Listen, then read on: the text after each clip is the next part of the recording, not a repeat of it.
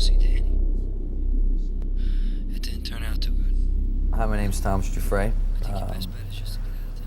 I am the co-writer, and I wrote the story of Brooklyn Bound probably about 6 years before we actually made it. It was based on my life and on situations that I seen growing up. Well, I had a first draft that I wrote probably a few years prior to that, and then when Rich came on, he had some different ideas. So together we, I think we molded a really good script, and it was definitely better than what I intended it to be. It's a very character-driven story, and there are a lot of different character types in the movie. And I thought for a lot of the roles would be really filled better with actual, the actual people that I was writing about. We started to actually cast. Tommy called a lot of his old friends, and we started casting if we needed a thug or a tough guy. Next thing you know, I'm meeting these tough guys or thugs, and this guy did 6 years, and this guy did 2 years, and this guy, and they're all tattooed and big and kind of scary looking, but you get to know them, and they're nice guys. They want to be in a movie, and so that's who we started bringing on auditions. First Tommy's old friends, and then we went to actual, to also cast real people. We just went to the neighborhoods where we were shooting and just started talking to people. Doing it again, aren't you? What's up, Doing man? it again. You know How what did we're the doing? movie go? How did It went well, it went well. Yeah? This is Bob. He Bob! edited the movie. I remember. How you doing? All right? You look familiar? I'm in the last the one. dice Remember? game. Yeah, Got you. Yeah. Yeah, what we're doing is taking like pictures and stuff to finish it. Oh. We're making like the making of. This is for the DVD. The DVD, huh? Yeah. So I mean, So you're in it Yeah. Yeah. right now? No, you're Oh, in I'm the in it now. DVD, yeah. Oh, all Yeah. right. I grew up with Tommy, and we had a little time separation where I was out of state, and he was in New York basically doing his thing. And when I came back to New York, I found out what he was doing. So I always wanted to get into acting, and it just so happened that I found out that he was doing a movie. So I got through a few people, made contacts, and I was able to get in contact with him after all these years. And it was just a good mutual love for the just time separation that we was away. I decided to go to a nightclub in New York called Cheetah one night on a Sunday night to hear my friend Boris play, and I didn't know anyone there, and I was just kind of wandering around, and this jovial little leprechaun came up to me and started talking to me about how much he loved Oz and how much he loved my character on Oz, and how I was the one guy in the show that he identified with, and this was Tommy Giuffre, and his charm was just miles long. And there was this one part that I kind of dialed into, and I figured it'd be like a day or two of work, and I could squeeze it in. And so I came back to him. I said, "So this is a good script. Who's playing this guy?" And they told me that they had hired some guy who was giving them grief, and I said, "Well, fire him, and I'll do the part." And his eyes lit up, and he was like, "For real?" I said, "Yeah, fire him, and I'll do the part." I want to know if we could talk some business. No shit. And then when I walked out of the audition, I was walking down the stairs, I was like, dang, I hope I got this part. And then out comes running Tommy. He catches me at the tip of the stairs. He's like, yo, come here, man. I just want to tell you something in your ear. It's between you and I. You got the part. And ran back in. Shooting the projects was an experience. It was a great experience because I watched the director get into the life of the projects. We had a production manager at the time who said, there's these projects down the street from me that just look perfect. And we went out to look at locations all day, and it was the end of the day, and Trisha, the production manager, said, let's go check out these projects. I'm like, yeah, okay, so I'm kind of taking the back seat. So Trisha's this feisty little tough girl, and Tommy is Tommy. He's, he kind of grew up in the street, and he's just kind of a not really scared of anything guy. And so the three of us, me in the back, walked up to, it was this hot September night, 2002. So we see these three dudes get out the car. It was like, this like real like cocky white boy and like one little nerd dude. Driving a nice car that you didn't pay for.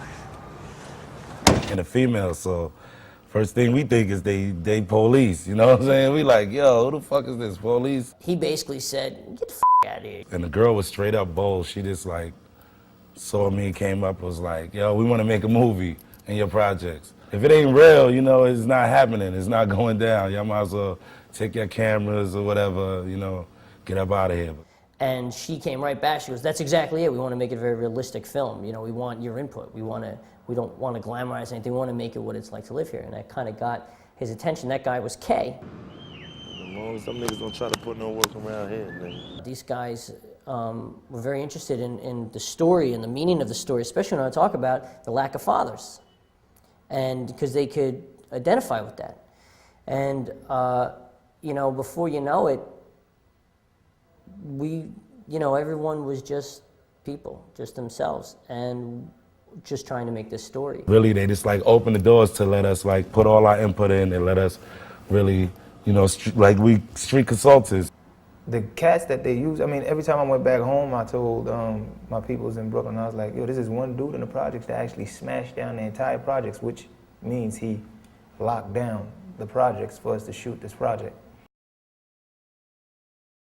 I was driving a construction vehicle at the time and making about $12 an hour, trying to put a little money together to get some food and stuff and pay off some old production bills. And we had one shot, one glimpse of hope, and that was to get into the Tribeca Film Festival.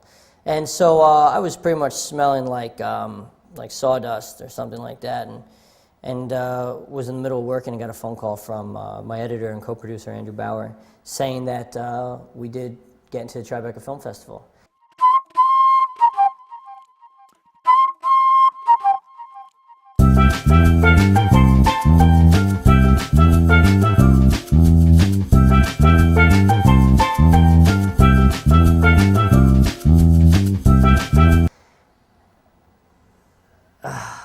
It was like, okay, there's gonna be life after the making of the movie. The fact that it even got into Tribeca was just like, you know, that was monumental in itself, and just I just remember seeing, I came on this movie because of Tommy. I didn't know Rich, and I came on this movie because of Tommy, and I have a lot of love for Tommy and for Rich, and to see these guys beaming at the film festival, that's all I needed. The whole thing was worth it. I felt like it was a real blessing for everybody who had put so much into the film and so much of their heart and so much of their vision and things that maybe they didn't know if they were ever going to see the fruit of that. It was exciting, man. I mean, everybody sat down, they really enjoyed the film. Tommy came through with his squad.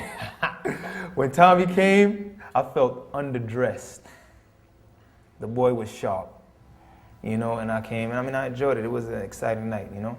Seeing it there for the first time on screen at Tribeca, I was just blown away. It was so much more than I had even expected. It was a great night because so many people had helped us make the film along the way, whether it was let us borrow a car or a couple of bucks or, you know, anything going along.